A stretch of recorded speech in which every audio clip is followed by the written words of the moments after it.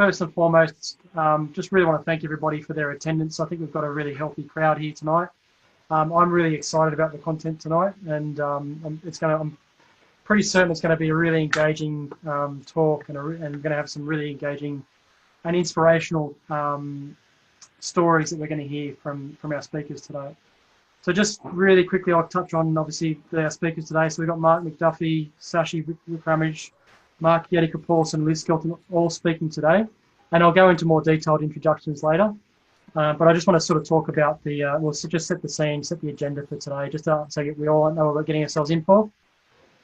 So first and foremost, we'll go through an introduction, which we've sort of started. This is it now. We'll obviously Mark, then we'll move into the talks. Mark and Sachi will share their stories around platforms we're building for Indigenous languages and culture, and making sure we're thriving and maintaining that history, vibrant history, and also talking about making those sorts of journeys in that social enterprise space go global and looking at how we can scale those out. Then Mark and Liz are going to give us some insights into a platform they've built around focusing on deep collaboration and building that out, and allowing people from diverse multicultural backgrounds to come together and collaborate and move forward and work out new ways to lead. So I think there's some really great content there. We will then go into sort of ideation sessions, and so we will go into so we can have a conversation about what we've just heard, and then we'll come back for discussions and Q&A. Just as a sort of rules of engagement, and we do want to try and make this feel as close to a real life event as possible. So we do encourage you guys to speak up, but at the same time, whilst you're not speaking, we do ask that you stay on mute. When we start getting to the point of having dialogue, we do ask that at least call out that you want to have a conversation in the chat first, and we'll just call out and we'll try and help chaperone and call out who's going to sort of come and have a chat. But if there is a space of silence and it's not too intrusive, there may be, when we're having a Q&A discussion at the end, like feel free just to take yourself off mute and we really want to have an open conversation and make sure this is interactive as possible. We don't want to turn you into zombies. You want to actually have a really good, engaging conversation. So with that, I'm going to hand over to Zoe, who's going to do our acknowledgement of country, and then we'll get into our the rest of our event. Yes, thank you, Lucas. So I'll be doing my welcome of country from where I am, but I'd like to acknowledge the traditional custodians of these lands, the Aboriginal people. And today, where I am is so in Pymble, which is Ku-ring-gai Chase National Park region and the Northern Beaches, and it covers an area that goes from like Terry Hills, Hornsby, Dural to Macquarie, as well as like the Ku-ring-gai area. And this is, I get to show off because this is considered one of the most dense areas and most important areas of Aboriginal heritage sites, and they're meant to have a great level of significance to the Indigenous people.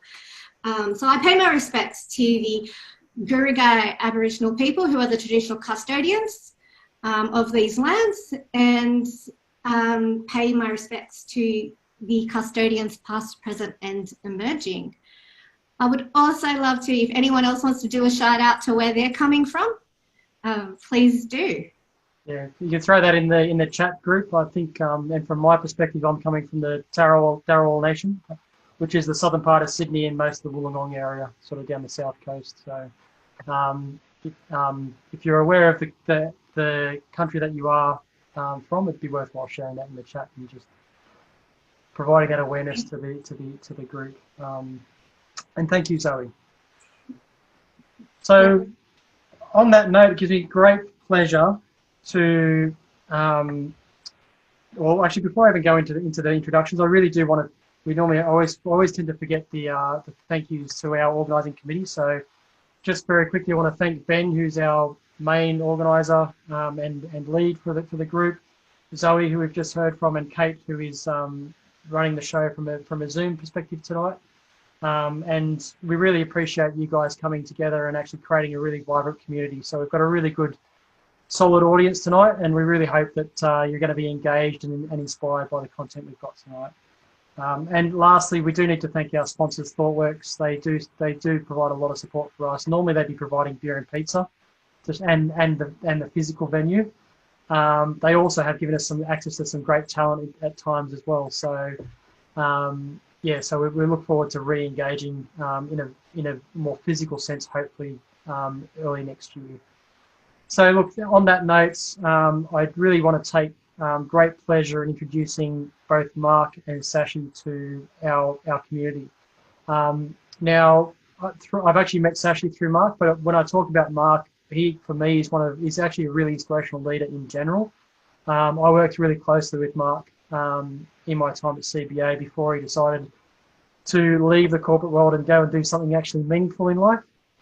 But he's always been there to mentor so many people along his life journey. So I think he's going to have a lot of lessons to share. And he's been doing some really amazing things with the Living First Language platform and really making an impact on a global scale. Sachi works, he started a startup called I4 Tradies, but in the context of what we're going to see today, he also wears another hat. He's actually a global juror and global jury member on the World Summit Awards. So he's going to talk about how we can take some of these social enterprises and social impacts ideas and social innovation and looking at digital as a way of making a bigger impact. But he's looking for opportunities to really push these great ideas into a global forum.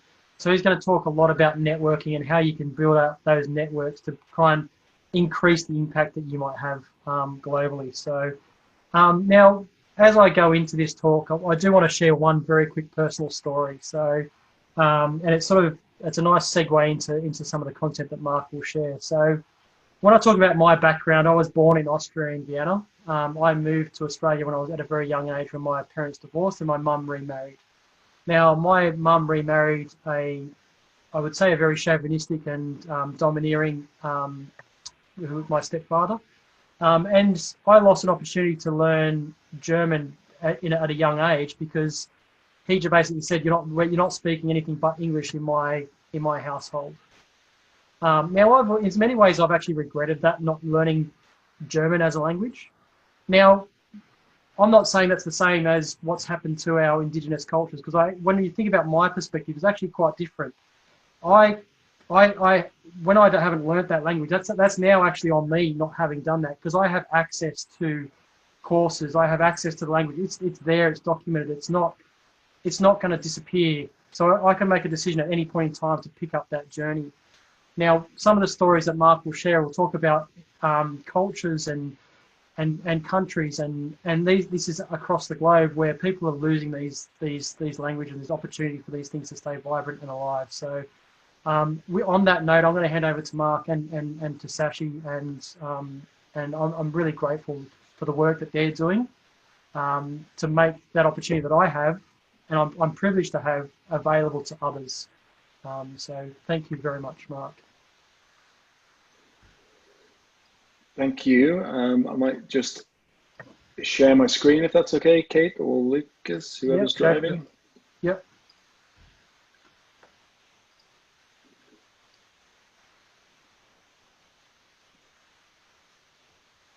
Well, thank you very much for that intro, Lucas. I was not expecting. I'm slightly embarrassed. I hope I can live up to the big intro. So, okay.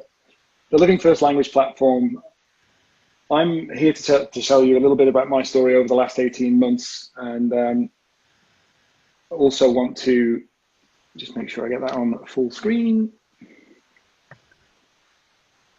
Okay, so Lucas has given me a little bit of my background away, but I'm the Chief Technology Officer of the Living First Language platform.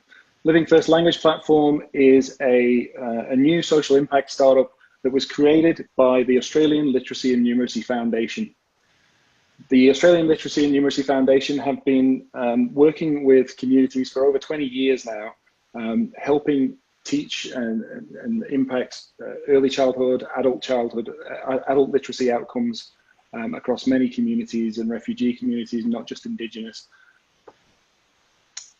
I'm going to go through a little bit of a story of my experience of helping scale that language platform, and I'll talk through a specific case study or new strategy that we've been doing that generates economic opportunities for a community that we've been working with in WA, with language and culture at its core. But first, I'll just give a little bit of a background more on me. I've been working for more than 25 years in primarily technology, strategy, transformation roles in 5 different countries. And for 11 years here in Australia, I worked for one of Australia's most innovative companies, that's Commonwealth Bank, where Lucas and I ran into each other. Up until last year, I was very much part of the corporate world. I led a team for 5 years in CBA that was the head of the digital transformation team in institutional banking and markets. So we used all of the methodologies that a lot of people in this group will be familiar with: agile transformation, design thinking, human-centered design techniques, lean canvas, startup methodologies, as well as the more traditional kind of banking kind of methodologies like waterfall and Prince and all that kind of stuff. But if you'd have asked me 12 months ago or 18 months ago, before I left CBA, what I'd be doing next, I have to say that Indigenous, I confess that protecting and preserving Indigenous languages wouldn't have been the first thing that came out of my mouth. But I have to say that the last 18 months has completely changed that for me. And that's why I'm grateful to talk to you, to this group in particular, about my experience, because I feel like there'll be a handful of people on this call or in your community when you share this later that might be thinking a little bit like I was a couple of years ago. You've got all this experience and you're really putting 60 odd hours a week in to help make money for the bank, to help make money for a financial institution.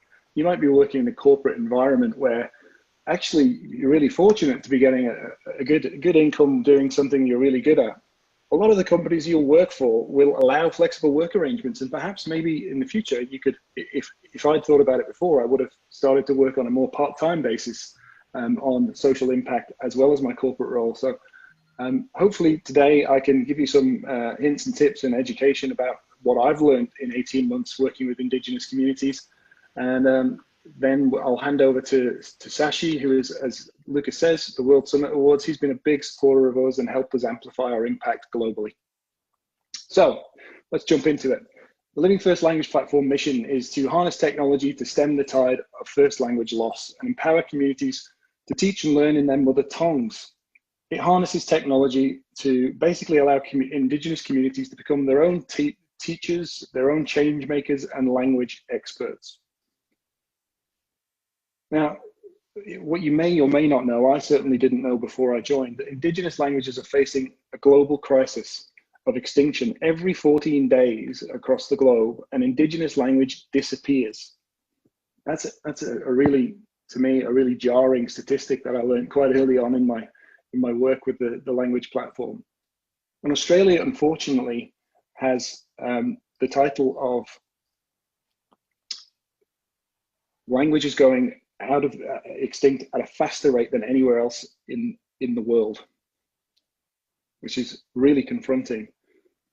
Now, Australia's first peoples have been living on the Australian continent for millennia, made up of very diverse, distinct groups with their own culture, customs, languages, and laws. They're the world's oldest surviving culture. This map is sourced from IATIS and represents different larger groupings of peoples, including clans, dialects, individual languages in a group. It's a real wake-up call to me, having lived in Australia for almost 15 years. When I first saw this map, I was embarrassed. That's my honest feeling that I remember vividly, is going, I just did not know. And that was a bit of a turning point for me. In the 18th century, there was more than 250 distinct Indigenous social groupings and similar number of languages and varieties. However, at the start of the 21st century, we find ourselves with fewer than 150 languages that remain in daily use, and all except only 13, which are actually actively being taught to children. Apart from those 13, everything else is highly endangered. It's a global cross-generational problem. And There are 221 million children around the world that lack access to the education materials in their native tongue, resulting in early stage learning difficulties that are irreversible and leave lifelong impacts. Most first language resources have been traditionally developed by English speaking or academics that are inaccessible to local communities. And there is a critical demand for culturally relevant language and teaching resources created by, with, and for the communities. When we're in community, that's what we hear from them, is that they want to teach in mother tongue, but they just lack the resources to be able to do it. We're losing more than words when language dies.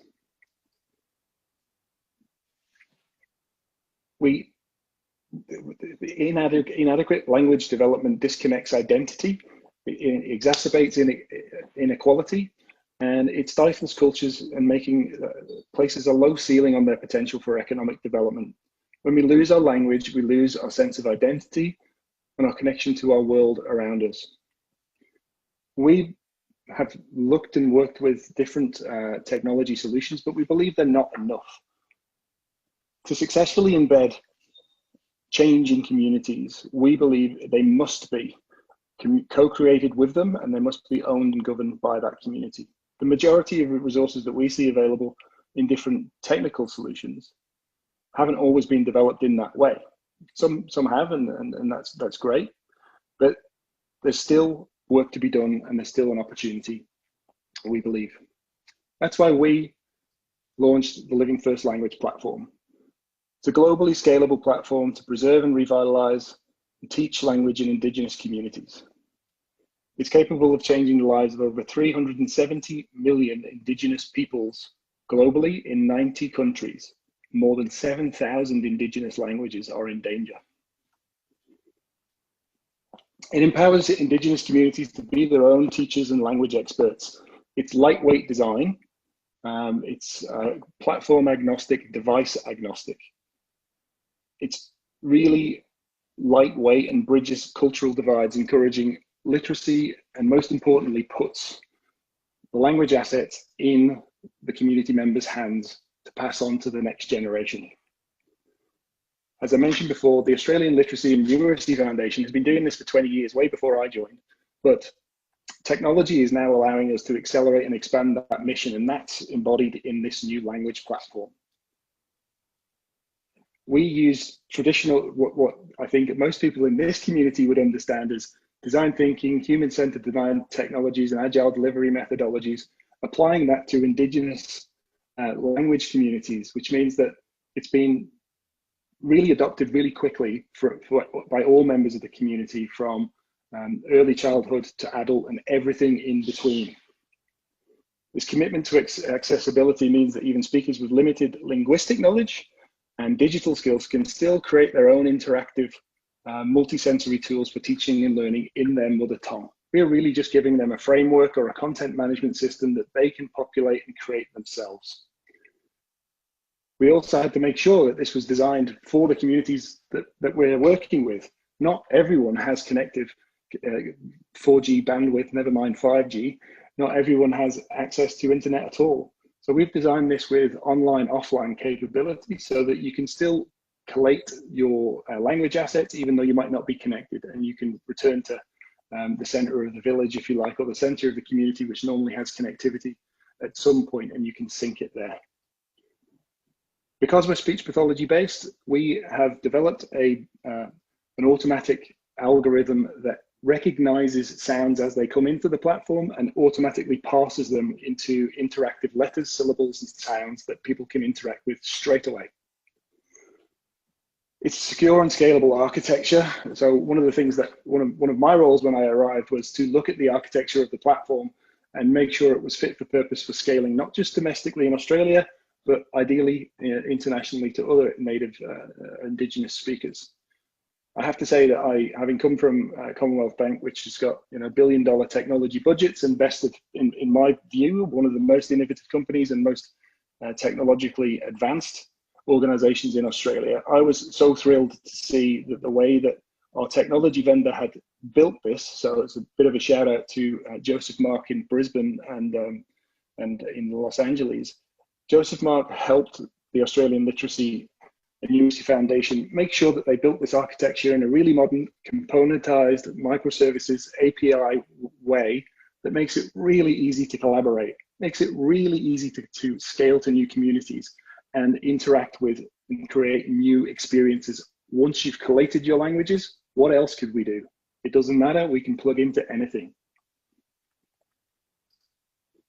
So one of my roles, first roles in ALNF, was to help them look at the platform and look at the business model for the platform to help reduce the dependency on government grants, which is not a sustainable business model by any means. So what we've landed on here is a new structure for the way that we go to market. But at its core will always be language preservation and revitalization. Without that, we don't have access to the three pillars of education, creative partnerships, and innovation. I'm going to talk a little bit today about the core and education, which is probably our home zone. And I'll go into a case study in the second half of this presentation about working with the community to generate new economic development opportunities. Language preservation and revitalization. Language is something that communities own and self-manage. So we've designed the platform to operate in that way. It's field tested so that it essentially transforms language inputs by any member of the community into meaningful resources to teach and learn from straight away. For example, in one community in near Papua New Guinea, there was only 3 fluent speakers remaining alive when we gave them the platform. There's 300 community members. And unfortunately, since we started that project, one of the elders has passed on. It was a completely oral language until we used the platform.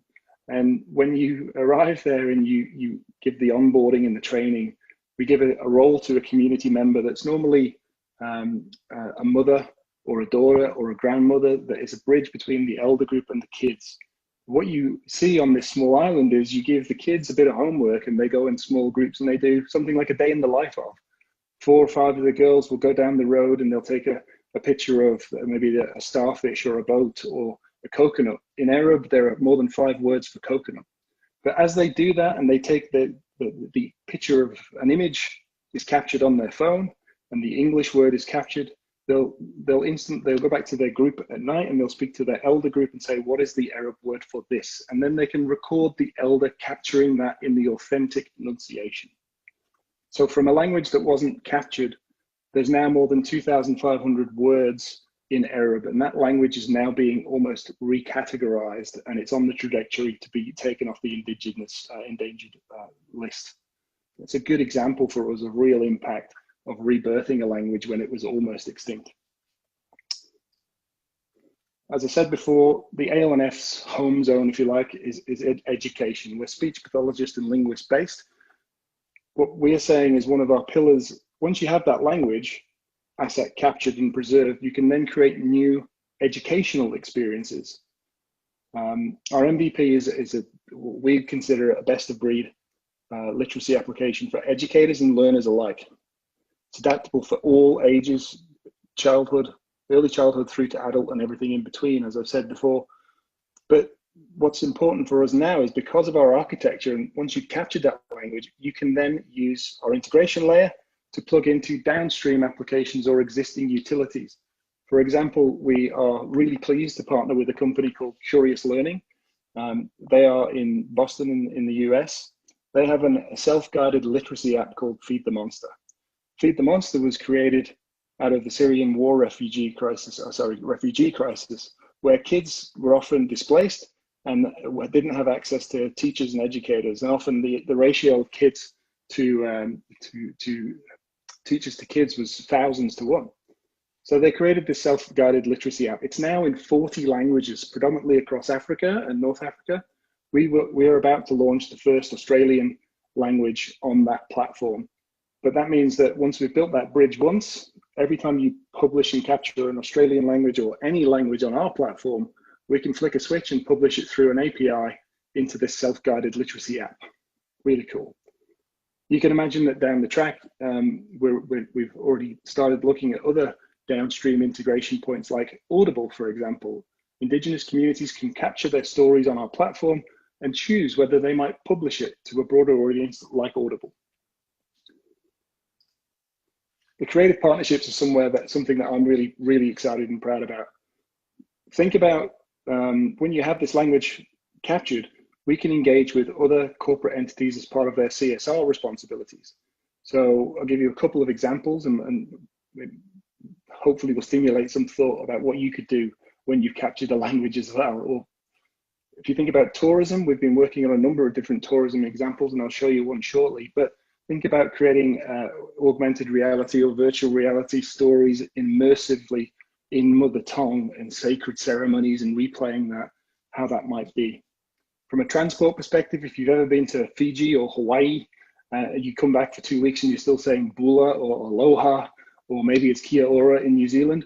Wouldn't it be great that when you arrive at a capital city in Australia on a long haul flight, remember those before COVID, and in the back of your seat back upright, shouldn't it welcome you in the country's tongue that you've just landed in, and then in English?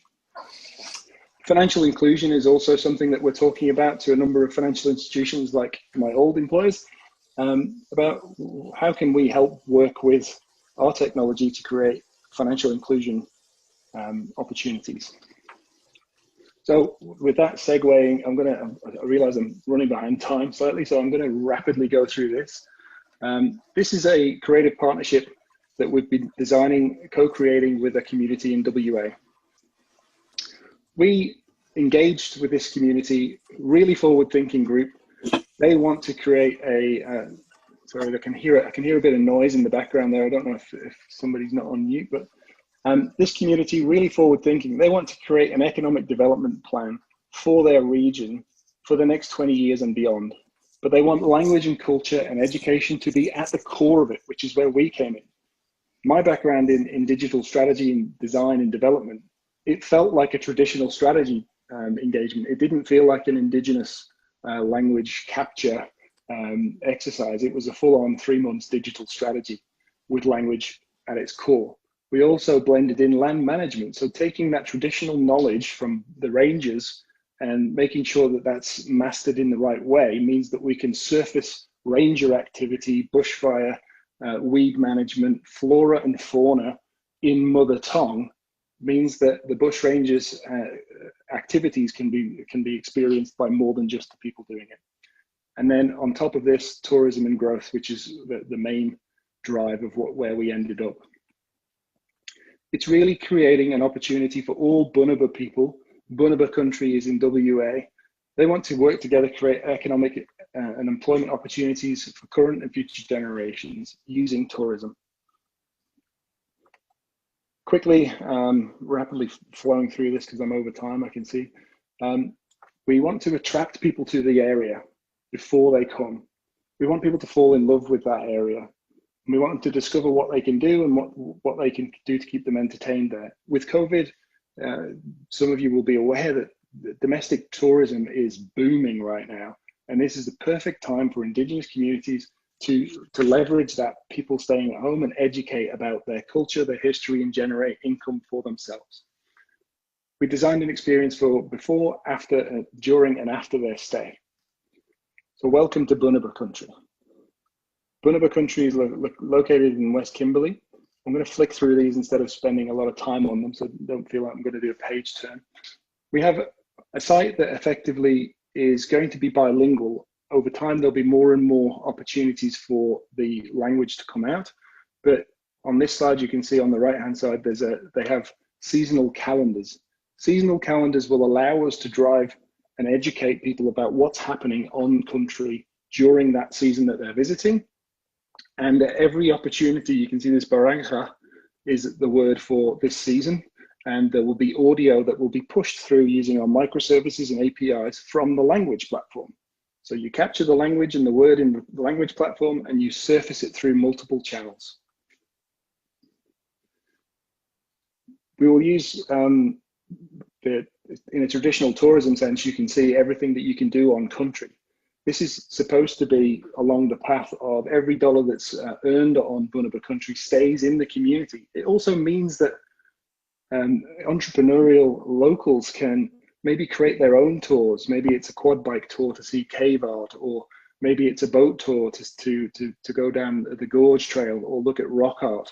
It means that there's two sides of the marketplace. You're creating a vendor portal for locals to create their own experiences and advertise it on this portal.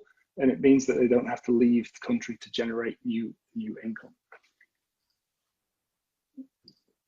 I'm just going to flick through these pretty quickly, but creating immersive experiences and telling stories about the historical significance of sites and locations when you can and can't visit them. Telling stories about the location that you're in. Again, this will be bilingual in that you capture it. The story of the brown falcon might be captured as an educational resource on the language platform, but we're surfacing it through this tourism experience where people can download the story as an audio book or a reading book for the kids, and they can learn words about whatever story it might be. In this case, it's the brown falcon. Trip planner is here. There will be canned itineraries that suggest if you're a walking trail, or this region is actually really has a really rich biodiversity, flora and fauna. There's lots of bird watchers that come and go to the area. So we're saying here's where it gets interesting. We're now taking migration patterns that the rangers have spotted on country, and that will push back into this experience for bird watchers, saying, you know, the finch is in migration season, and you can go to see them in this place, which will come directly from the bush rangers. We also have this engaging app for when they're on country, and we have this concept of using the language to unlock different levels. So the homepage might be, sorry, the homepage, a bit like if you've ever used Duolingo, you have to repeat the sentence until you get it right, or you're learning French, you play it back until you got the enunciation right. We're using the same concept here, but you have to say the Bunaba word for we are still here, we are still strong. And that unlocks your itinerary, and it unlocks your activity book. So for kids and walkers, there's activities for them to take a picture of the flora and fauna, and it will tell you that this is the bloodwood flower, and it only flowers in season X or winter or summer or wherever it might be. And you get the kids to do a little bit of a treasure trail whilst they're on country. So to wrap up on the home stretch, the Living First Language platform is a social impact organization. It's a SaaS model basically, where we sell mostly to business to B2B and business to government. We encourage corporates and governments to sponsor languages as either part of their CSR initiatives or reconciliation plan. But our open architecture allows other creative opportunities as well. We've been talking to different universities that don't need a specific language, but need access to a language to perhaps train AI engines on speech to text. That's another example of how we can open up the API to provide access, permissioned by the community, obviously, because the community has to drive this. The call to action for you and this group is we're passionate about working with anybody that shares our vision, whether it's a creative partnership or whether your organization or a group wants to sponsor a language. Just as a direct call out, it costs about $55,000 entry per year to sponsor a language. That's not a huge amount of money for corporates. So my ask of you and this group is to try and speak to your organizations to figure out whether their RAP plan includes sponsoring a language, or perhaps you've got a creative idea for generating new income for the communities that have their language, like the tourism experience we just talked about. Finally, I'll talk a little bit about the traction and recognition, because it's a good segue over to one of our biggest supporters and mentor personally for us, Sachi. So we've been really fortunate in the last 18 months. We've hit some pretty high heights, and it's hopefully it's just the start of something big. We were sponsored by Google Impact Challenge 2 years ago or so, and we were successful in winning the South by Southwest annual winners for the Interactive Innovation Awards in 2019. And more recently September last year, we also won MIT Solve category in Boston, and award ceremony was in New York, but we worked with MIT for the last 12 months as a winner. Really fabulous network for us to tap into there.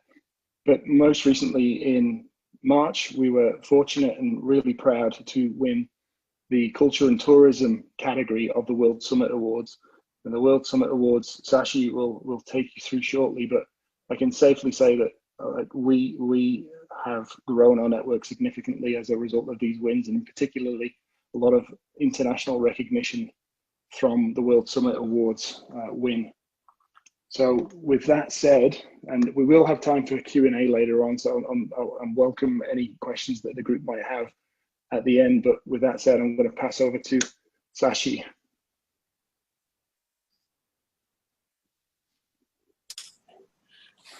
All right, thank you very much, Mark. In fact, that was a very powerful and elegant presentation. I'm always getting goosebumps when I'm hearing about Living First Language platform.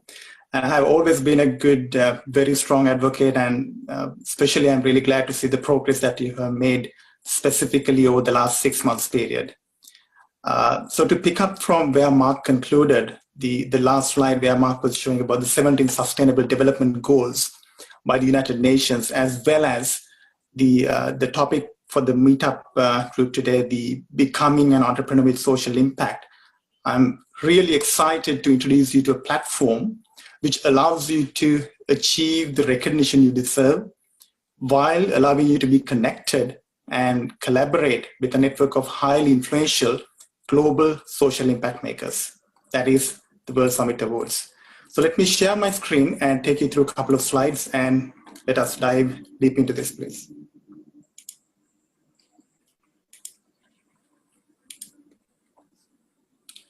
I hope all of you can see my screen. Awesome. So the genesis of World Summit Awards was back in 2003, almost 17 years ago. And WSA is all about being global, digital, and purpose-driven. And it's one of the most powerful global ecosystems operating in more than 180 United Nations member countries since its inception back in 2003. WSA contributes to the United Nations World Summit on Information Society, as well as the United Nations Sustainable Development Goals agenda, by recognizing the local digital content with positive impact on the society at a global level. And WSA does this by evaluating the global social impact by using a very scientific evaluation mechanism, and it uses 8 strategic categories to do so. Starting with the government and citizen engagement, health and well-being, learning and education, environment and green energy, culture and tourism, smart settlement and urbanization, inclusion and empowerment, and business and commerce. And if you carefully look at these 8 categories, you will notice that these are formed to complement both UN SDGs as well as the UN WSIS action lines. World Summit Award is one of the most prestigious awards one can win. At the same time, it's way more than just a prestigious award. It is actually a global hub for everyone who values the crucial importance of local content to make today's information society more inclusive and more impactful. And it has a powerful and highly influential network of over 15,000 members globally, including the past winners, jury members, government representatives, and global experts.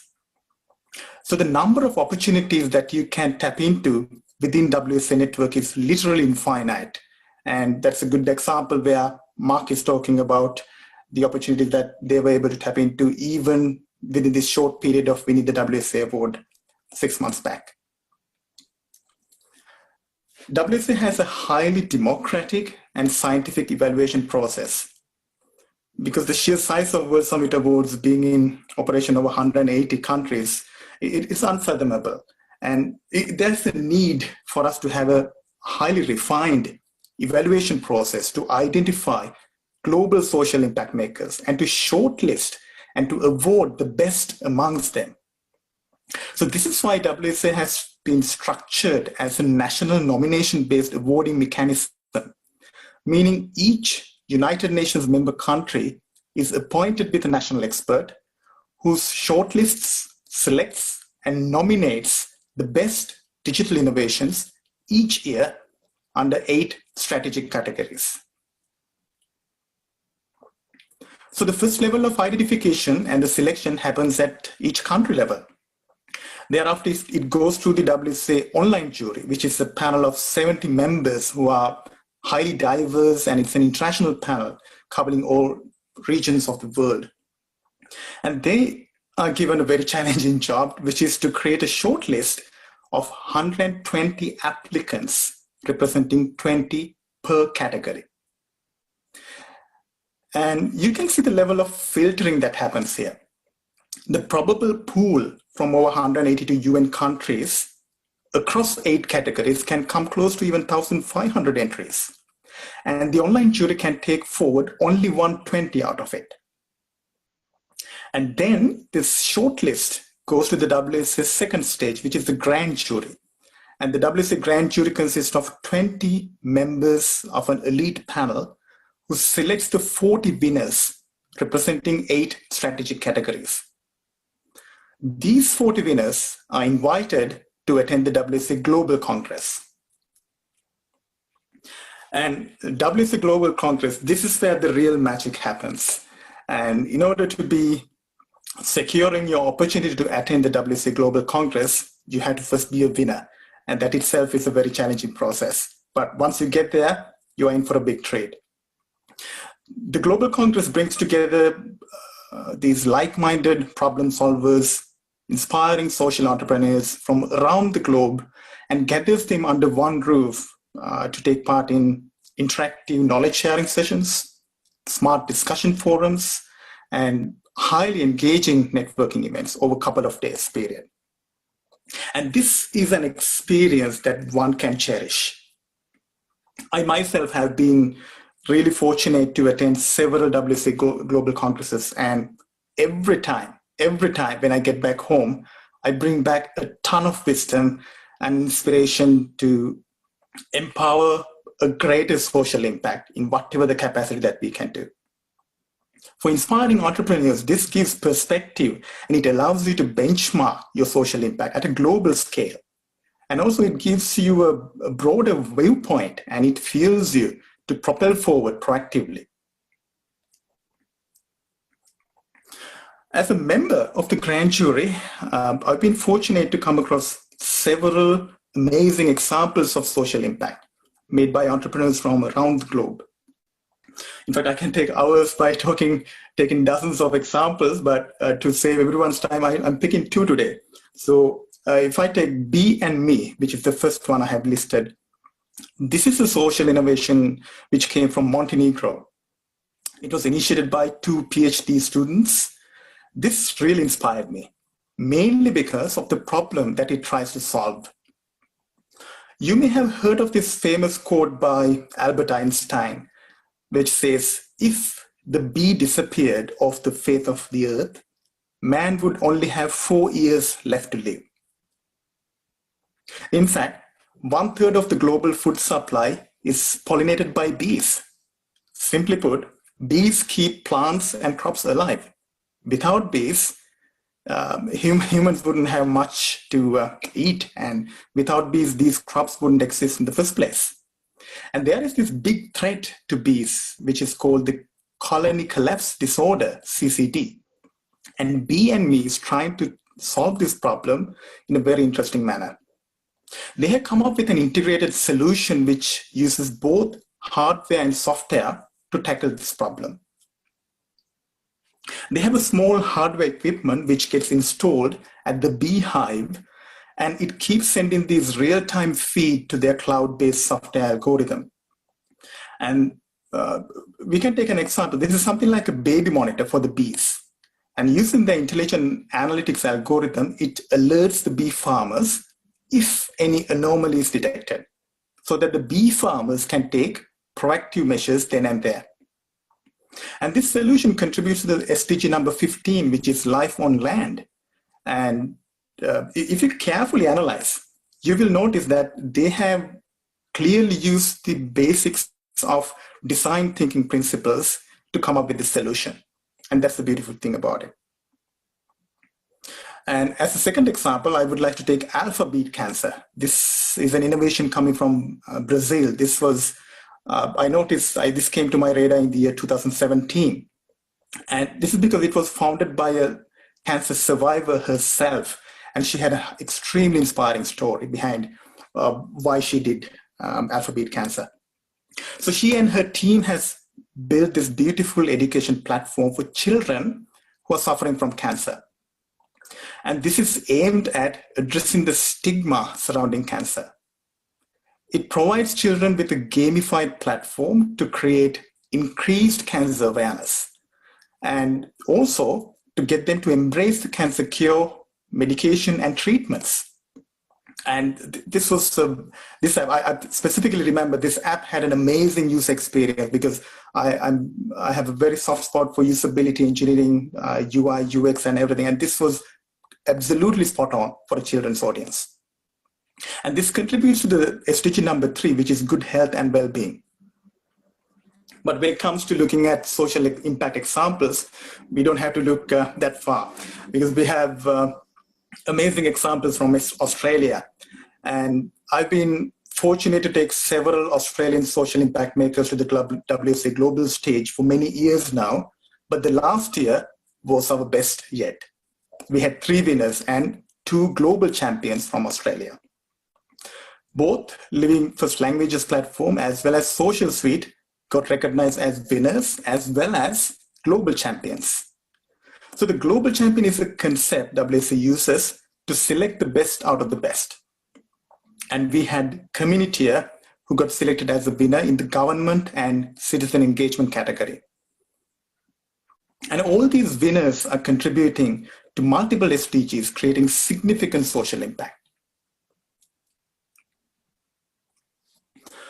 This year, in fact, last week, we just finalized our national nominees to represent Australia. And I highly encourage you to please visit the World Summit Awards Australia website and dig deep into each of these amazing social impact makers. And you'll be really impressed with the level of social impact these nominees are making.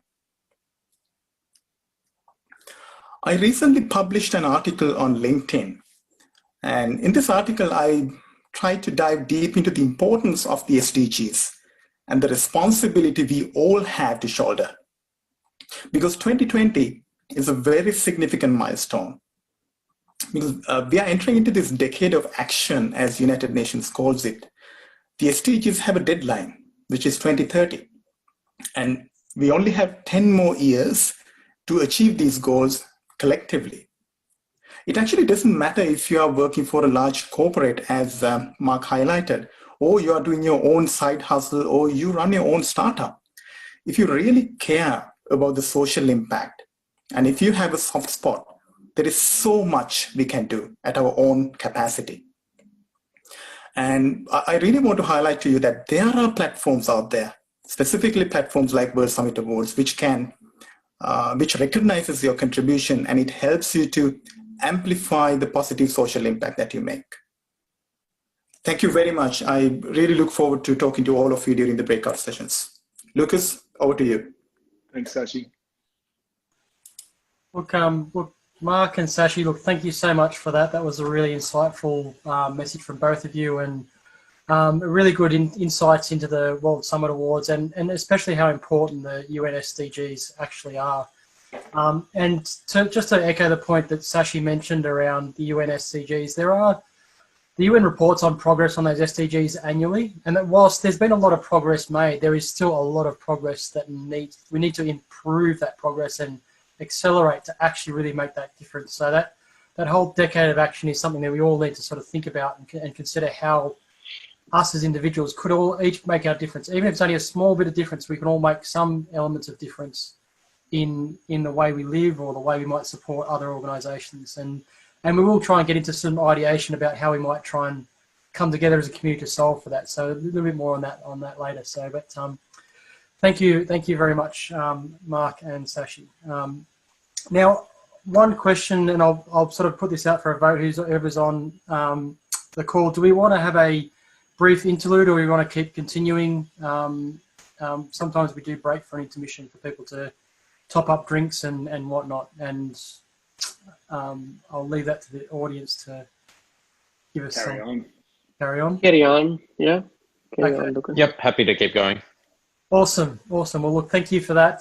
It's always good to have an engaged audience who want to keep ploughing ahead. So, look, our next speakers, and I'll just realize I'm not sharing my screen. I will just bear with me for a quick second. Zoom wants to catch up. There we go. So the next two speakers have basically been working on a platform. Where they're really focused on deep collaboration, and by deep collaboration, they're really focused on collaborating across diverse cultures and diverse people. So it's a really it's going to be really another insightful talk where we see someone building out something that's going to really be making a difference to our society and the cultures that they're supporting.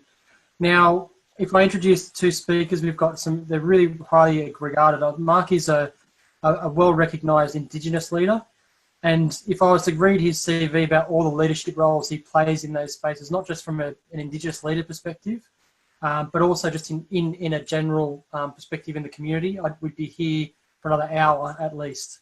I think, Mark, I'll let you give us a bit of an introduction as to who you are when you get into your talk. I think it's going to be a really amazing journey, so I'm really looking forward to what you have to share.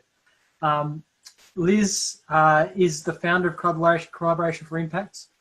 She's working together with Mark, and they have been working on this platform, and both are well recognised in the space of social innovation.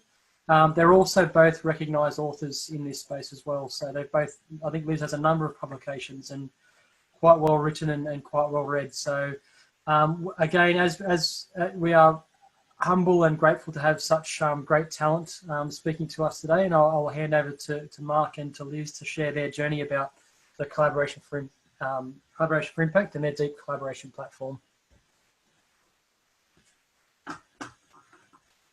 Thank you. Thanks, Lucas. Thanks, Sydney Design Thinking, for having us here. Should we do the stopping of the screen sharing? We'll go to the gallery. Is that all right? So I can see more of the wonderful people who have joined us. So I'm in Brisbane, although I love Sydney. So none of this, state of origin rivalry or anything like that. So we're all good here. Everything's fine. We're all one people together. But it's fantastic for us to join you and to share with you some of our conversations about this deep collaboration. Now, can I just check one thing, Lucas, Ben? How much time will we have? I've got a presentation that takes about 6 hours to deliver. I just wanted to check. About 8 hours should be fine. Look, as long as we've got people that are engaged and having a conversation, I think we want to make sure we get the key messages across. We can turn it into a collaborative session, and if we feel like we're going too slow, we can provide feedback as well. It's about you guys sharing your message and sharing your journey. So, terrific. Yeah, we'll let you drive. That's great. So Liz and I will do a bit of a soft shoe shuffle together. We'll do a bit of a dance show together. So I'll bring the first part of it, and Liz will bring the second part. But we're going to attempt to also do screen sharing. But how about this for the challenges of the digital platforms? Just before when we had just got online, I was like, okay, I'm going to check the website and make sure that all of it's there. And I was like, click, we can't find this website. Click, click, click, click. And then all of a sudden the text messages were in a flurry, and there was maintenance being done on the Collaboration for Impact website and on deep collaboration. So we were almost about to share with you a platform that didn't exist, but we would have asked you to use your imagination. that it was an awesome platform. So I want to acknowledge that I'm on the Quandamooka coast, and as a First Nations person, to acknowledge the country that each of you are calling in from, connecting in from. My mother is from Cherbourg, my dad is from Tweed Heads, so a lot of the southeast Queensland corners where my extended family is, but my traditional countries are further north into Queensland. I want to share with you a bit of a framing story around, and it's a bit of a segue to connect to what Mark and Sachi had shared with us around the language innovation work that was done. And it also highlights what we are seeking to attend to with the deep collaboration work and our partnership, and trying to make this dialogue improve the work of the collaboration between First Nations and other multicultural Australians. So the story is this. Imagine a group of executives from a financial institution in Australia. And we have them in Central Australia in a community as part of their learning about adaptive leadership. And so we introduce them to the context of First Nations leadership challenges, where you actually can't have the cause and effect and the remedy all in a straight line.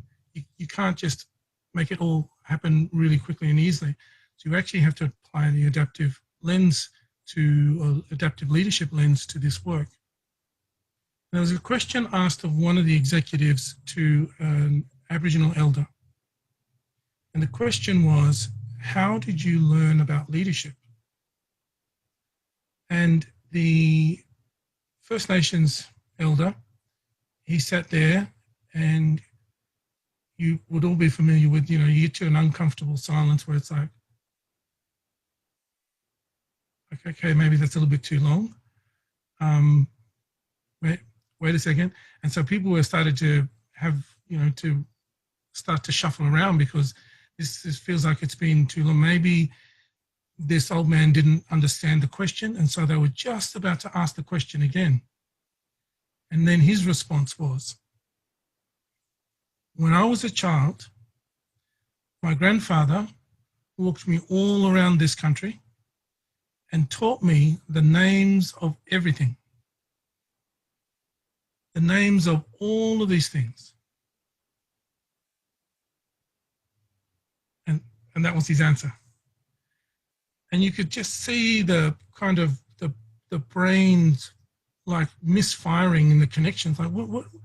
Yeah, he didn't understand what we were asking. We asked you about leadership, not about, do you know the name of the... And we had to actually then walk away from that and break it down later on and say, imagine any executive being able to name everything in their system. Imagine any leader being able to know the name and the relationship and have intimate knowledge with everything within their system. This is the kind of profound leadership that has been passed on generation after generation, but we can miss that. Lost in translation, lost in the different worldviews that we are holding, the different mental models that we are holding around how we work together. That was a profound moment in some of this work that I've been able to do with First Nations and other Australians as we try to collaborate together. And the work that we're doing at Collaboration for Impact and Deep Collaboration is the kind of work that is built on decades of this way of working, of trying to get First Nations and other Australians to have a sufficient shared language to be able to do this work together, to build enough trust to say we can move forward together. So we have been working, as many facilitators have always been working, in that low-tech, face-to-face, in the room, get people to move around the room. There'll be things like butcher's papers and post-it notes and all that sort of stuff. And then you work like that and you know how that operates. And then it's like, actually what we should do is we should build a platform that will support that kind of work. That's a grand idea, fantastic idea, and so we sought out to build that. So decades of this kind of face-to-face work, knowing what we've seen, a journey that saw us develop a book called Lost Conversations, which actually highlighted the challenges and opportunities of First Nations and other Australians trying to do their work together, and we sought to find a new way to lead together. And then we embarked on the development of the Deep Collaboration platform because we wanted a series of online tools and resources accessible so that people could not only begin to understand that it is possible to have this type of dialogue, but for us to support our work on the ground. So great plans, masterful plans we had for 2020, that we would go out into the world and draw on the platform to help us communicate what we were doing in person. But then what has happened for us, like for most people around the world, is the transition to the online delivery presented for us some challenges, but also it meant that we relied more on the platform. And look, to be honest, we didn't set out to develop a digital innovation platform that we would be able to showcase its, amazingness. We wanted something that we could use on the ground.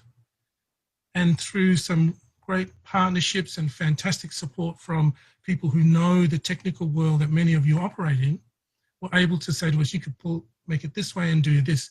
And we were here as practitioners saying, that's fantastic because it helps us work on the ground.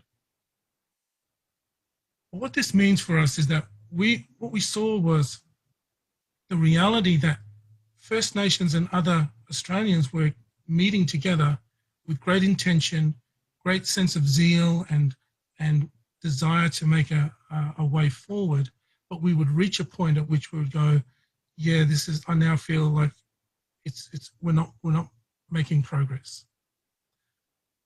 So in our work with Lost Conversations in the book development, in the development of the online platform, we discovered or we uncovered that there are skills and competencies that we wanted to highlight.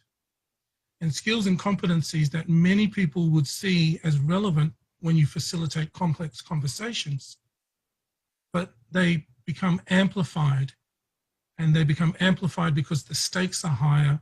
People don't want to make mistakes, and people don't want to cause harm when it becomes the First Nations and other multicultural Australians trying to work together.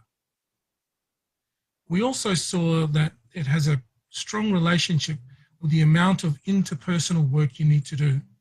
I need to understand the perceptions that people have of me. I need to understand the power that I use when I speak in a room. I need to understand the kind of work that for me that I need to do to better work alongside a non-Indigenous person so that we can actually find a way to work that collaborates rather than one of us being dominant and the other one being subservient. On the surface of it, it's like, oh yeah, that should be relatively easy. But anyone who's worked across cultures with First Nations people, you'll see that the challenges are always there. So we sought to address that with this platform. Now, Liz, as part of us moving into a bit of show and tell, the thing that I wanted to say by segue to this is that the real benefit for First Nations people was for us to be able to know that we could do effective collaboration and partnership with people. We often get drawn on or get asked to bring expertise or to bring cultural knowledge or to bring sometimes even unfair expectations of being able to work through challenging, complex problems. But for us to be in a room and really collaborate alongside our fellow Australians to address these problems, to address these challenges, to seek innovation in ways forward that have been lost to us thus far, we needed to be able to develop the skills to collaborate together. And that's what deep collaboration has been able to do. So Liz, I might pass over to you now while I get the opportunity to share the screen ready. Thanks. Great, thanks, Mark. Hi everyone, I'm on Gadigal land tonight. I'm in Newtown in Sydney, and yeah, I might start in a different place while Mark's pulling that together. So I came to this work through, as you can probably hear, I'm not from Australia originally. I've been here 20 years, so I'm a proud Scozzy now. But I've been working in really looking at the kind of leadership we need to develop to be able to address some of our most gnarly, complex challenges. And so really over the last 15 years, working with a diverse group of corporates, government, communities, who are all looking at how do we challenge some of the big issues. And for me, coming here and then working in the leadership space, what struck me fairly quickly was that probably one of the biggest adaptive challenges we're facing in Australia is the kind of systemic racism and continued marginalization of First Nations people. And what in the leadership work I saw and the organization I was with, we started to notice that any initiatives that we have seem to be kind of doing to or doing for. And at the heart was really, there was very few places where we could come together and figure out how do we come together and find a space to work together across power and across the different assets that we're bringing.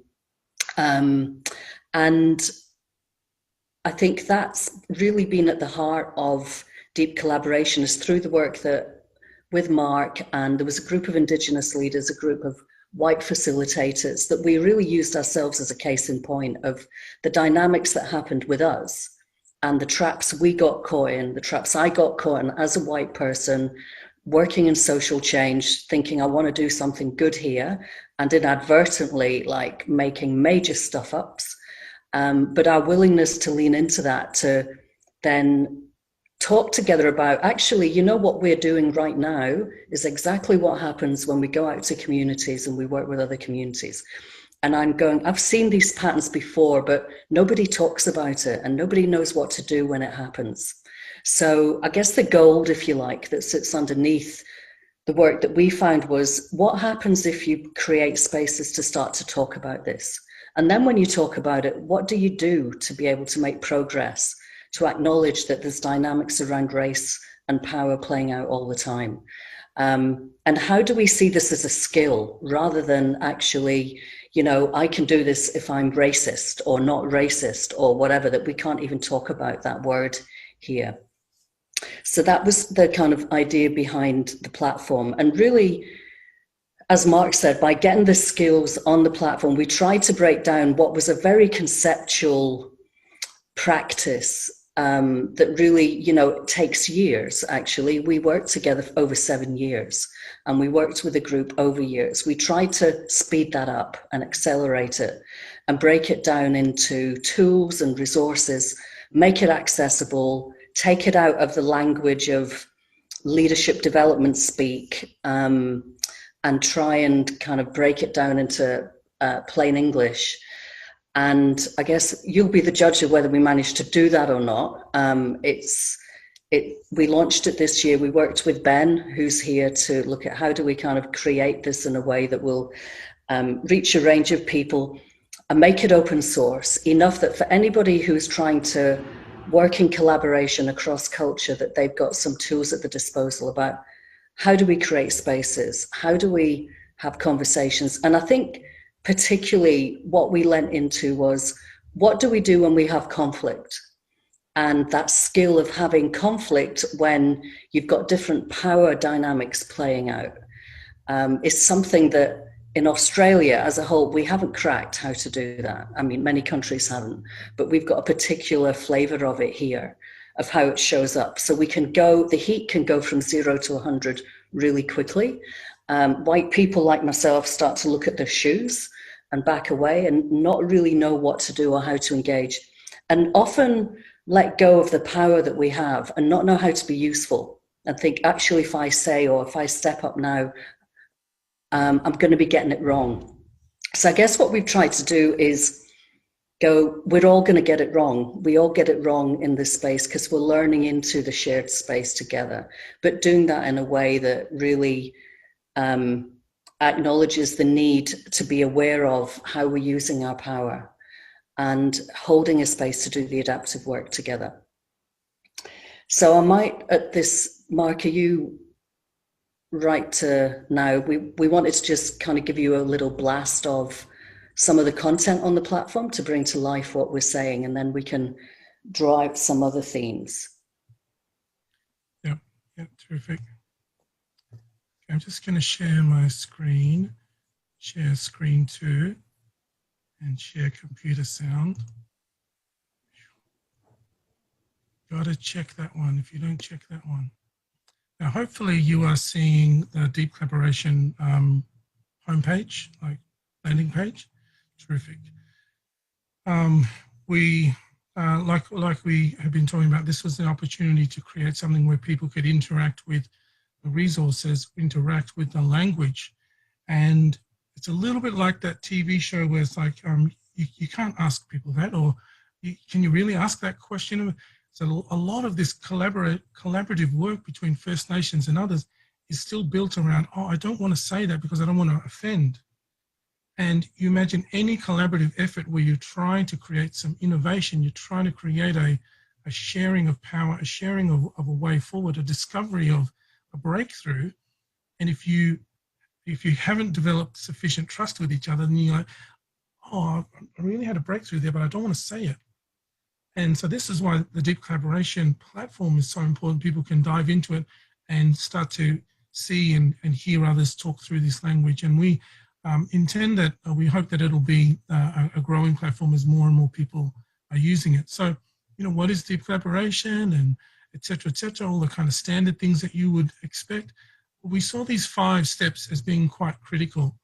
And they aren't 5 steps in sequence, although you won't be able to do step number 5, working on hotspots, if you haven't done the kind of foundational work at the front end.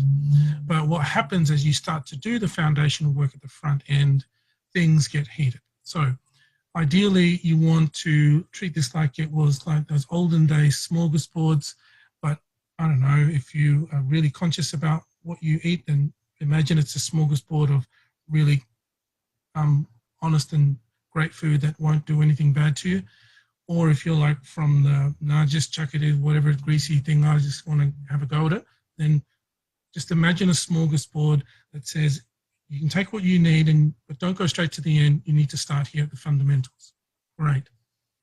So understanding the core concepts, but also understanding the notion of readiness in step 1. This is really critical because what we uncovered is that people will rush into a collaboration, First Nations and others, and they would, some people would be saying the demand and the need in community is sufficient platform for readiness. And what we discovered is that no, the platform for readiness has to be built amongst the people in the collaboration.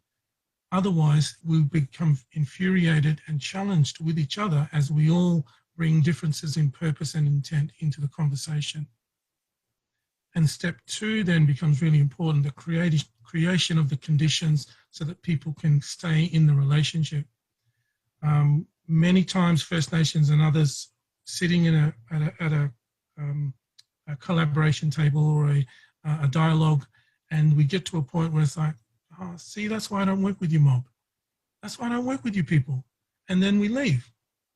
But then we say, I'll see you next month, and we'll come back and we'll go through the same pattern of, yeah, this gets a, so the creating the conditions is about trying to get to a point where it's like, I'm going to stay in the room because we're building more and more trust together. Very quickly then, steps 3, 4, and 5 about reading patterns and working with power dynamics and working on hotspots is a kind of, these are the most kind of jargonistic ways that we want to describe the work that we're doing. But the reading of patterns is actually quite very important because it allows us to see that it is not just me and it is not just this community and this collaboration, that these are systemic things that are happening. So while the deep collaboration work focuses on interpersonal skills development, it is actually designed so that our interpersonal capability helps us to address the systemic stuff that is happening in the country at the moment. So I'm going to drive. I'm going to drive and I'm going to dive at the same time into step number 3. So you can imagine my nervousness when this platform wasn't there and the platform wasn't showing up. So here we are on reading the patterns, and we tried to provide the opportunity for people to very quickly, as they move through the platform, get an initial kind of piece of information, a snippet of information that would allow them to go, okay, it is all right to get it wrong. Oh, all right, so let's have a look at some of the skills. And there we have Liz talking. I think, Liz, you're going to be featured in the video that I want to show, just to put that out there. Then this was a critical part for us here, where we started to recognize that the patterns that were showing up in our collaborations were patterns that deeply affected our capability to make progress. We saw gatekeepers, we saw fantasy leaders, we saw culture cards, we saw the killer critic, and we saw trenches. Now, you're going to have to go through this platform yourself and really dive into each one of those, but those 5 symptoms play out almost on every time we try to get the collaboration between First Nations and other Australians. And I'm going to play for you, well, there's a couple of ways you can play these videos. You can play them in there, on there, like that, in the small format. But here's something I prepared earlier when Liz was talking, that we're going to play a fantasy leader, which goes for 4 minutes and 4 seconds. And please let me know if the sound is not coming through, or a thumbs up if it does. As someone who's often in this predicament, I think the fantasy role is unhelpful, because you're often fulfilling a role that other people are looking for. The person who I can talk to that's just like me, but looks like them.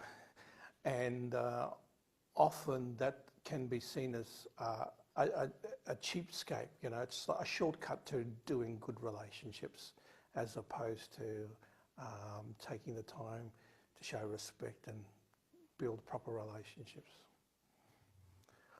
I think it's unhealthy because you have to become a fount of all knowledge on all things of the people that you supposedly represent. You're in a position where people think the knowledge that you hold and the opinions that you have cover a multitude of diverse groups, and it's not true. It's not real.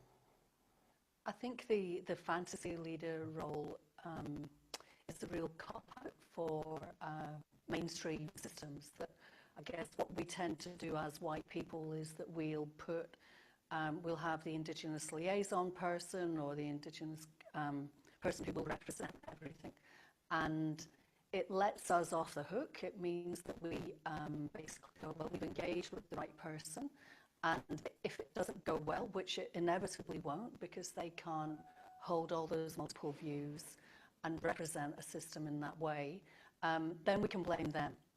And so how I've seen that play out in the collaborations that we work with is we'll appoint somebody who is trusted by both the Indigenous community, but also the white community, and put an enormous pressure on them to play this bridging role, and that they have to operate in 2 worlds, as opposed to us do that work on getting bilingual, if you like, and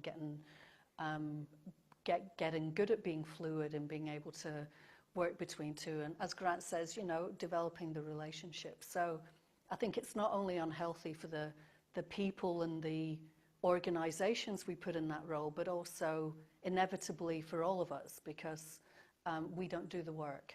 Absolutely. For the Indigenous population, we learn how to be entrenched. We learn how to talk to a group through a liaison person, as opposed to building the relationships as a collective. And we can become entrenched in our views and entrenched in our aspirations without having to hear the big picture of or share the dreams and aspirations of the other party that's wanting to do partnership with us. And I think it avoids the conflict as well, because inevitably whoever's holding that role will be screening out and filtering all the time about what's okay to feed back, and what do I go back to my mob with, and what do I bring forward to this group with. So the kind of wisdom of the different views, if you like, often isn't coming through. So I guess what I've seen, how I've seen this play out, is in collaborations.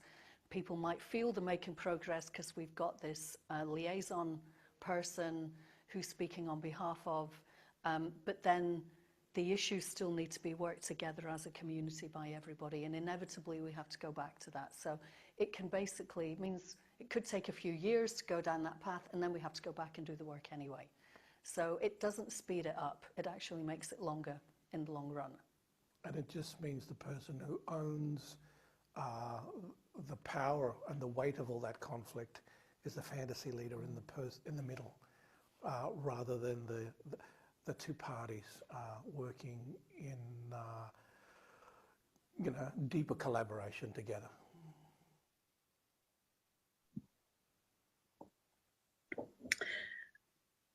Thanks for that, Mark. I might just say just a couple of minutes as we wrap up, just on the, I guess, the business model for this. I was curious just listening to Mark and Sachi as well around, how do you scale something like this? And really at the core, the work that Collaboration for Impact does is that we've established ourselves as we're a for-purpose social enterprise, but we've established ourselves as a network organization, really with the aim of what we're trying to do with all our work is, and deep collaboration being a key part of that, is to develop a movement of people who can work systemically, regardless of the issue they're working on, but that they can really look at the conditions that keep that issue in place. And the only way that we know we can do that at scale is by having a movement of people. And so the way, I guess what we are, our product, if you like, is a way of working. That what we are selling is capacity building tools and resources in working and mindsets and ways of thinking. So deep collaboration really epitomizes that. We've deliberately gone down a route of developing platforms which are open source so we can reach as many people as possible to take those tools into their own networks and collaborations.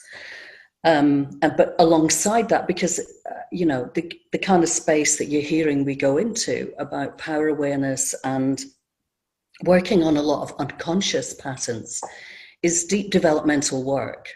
And what, our challenge, if you like, is figuring out how do we do that virtually. That all the models and our experience has been being with people over a number of years. The communities we work in, we walk alongside from, up to 2-3 years, building their capacity. We're now doing that online. But a lot of this work is deep developmental work. So we are looking at where are the models of how you can movement build around a way of working, around a way of thinking, and how does that get supported and scaled up? So that's for us really, a great opportunity in speaking with a community like you that hopefully you can help us. But thanks for your time tonight, and I really look forward to hearing your thoughts on all of this. Thank you.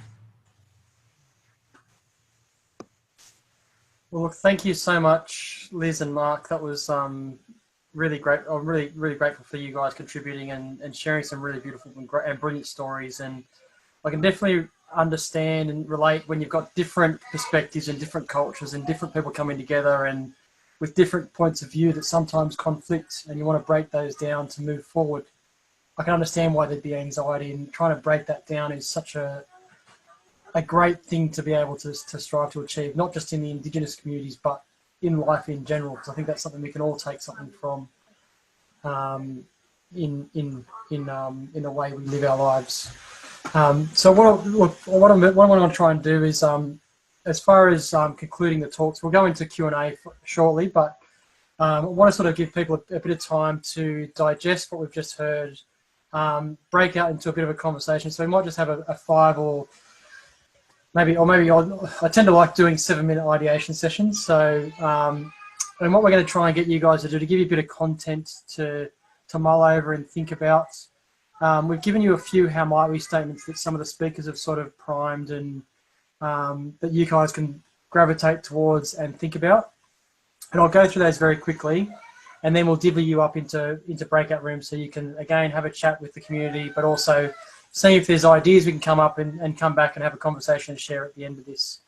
So the first pillar, the first thing to think about, and Mark sort of touched on this, is how do we create opportunities for our community? And you could think about this community, what can we do as a design thinking community with all the skills that we have and we can bring to bear on these social problems? What can we do to support social enterprise and social innovation and actually make a difference?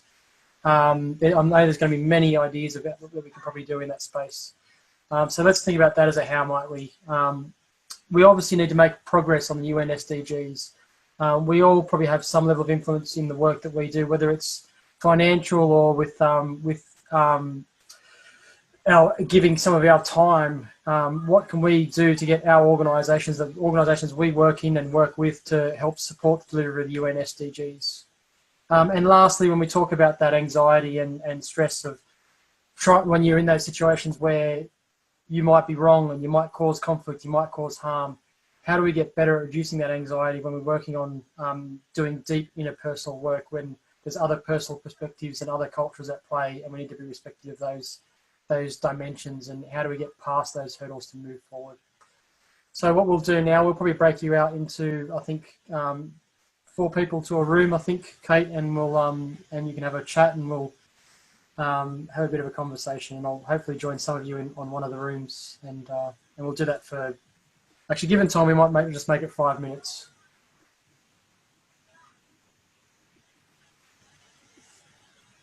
Okay, I've just opened up those rooms, so you should get the invitation to your room. Oh, the solution cliffhangers. And then all we need to do is... It's always mid-flow, isn't it? That was too short, I'll be honest. I did stand-up comedy. I apologise. Yeah, look, that's probably good feedback. I mean, I would have liked to have gone long. I was just trying to think about we're trying to do we promised a 2-hour episode. We can go for a bit longer, but some people might want to go at 8. So at least we can always continue. The whole idea was just to prime the conversation, and so we can continue the conversation here. We can ask questions and create an open forum. There was a few ideas that we threw out there. Some of them just to get the ball rolling. Mark, when we spoke about the landing in country, and you're trying to talk about what country that you're landing in and providing stories on that just over the PA. Why don't the airlines actually have a booklet in the same way you have like a Lonely Planet guide talking about the countries that are around the area and what you can actually do from a tourist perspective to experience those cultures? I'd imagine so many local people in Australia, like people like me, would learn so much from that. But you think about the value that international tourists would get from that, and what they might actually then go and do to invest in the Indigenous cultures as a result of that. And and Qantas might not be able to fund $55,000 at the moment, but they might be able to print a booklet at some point in time. Yeah, unfortunately, we'd started the conversation just before COVID, and it sounds like a great idea. Wouldn't that be great? Then COVID hit, and we'll reevaluate that when we have international travellers. Yeah, so let's obviously try to break the ice. Does anyone have any thoughts? What did they find interesting in the conversation that they had? They want to share with the group. Lucas, hi, it's Catherine. Hello, everyone.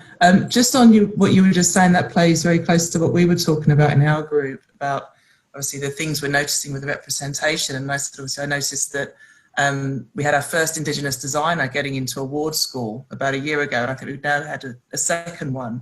But in 20 years of design recruitment, it's terrible that it's the first time that an Indigenous person has made it into award school. And then with advertising agencies, and I think it's very interesting, now we're seeing a bit of a shift where advertising agencies will have to have a cultural change to bring in and invite more Indigenous people into their business, because they should be doing those campaigns for like Tourism Australia. So I just thought it was an interesting point on the back of what you were just saying, how we're starting to see that, about how that's going to keep growing and how we keep that going. Because you're right, I think if they had more representation, then you would have that in campaigns and we would have that as travellers, which would be fantastic. Yeah, no, definitely agree. Just anybody else want to share a story or share an idea with some of our speakers?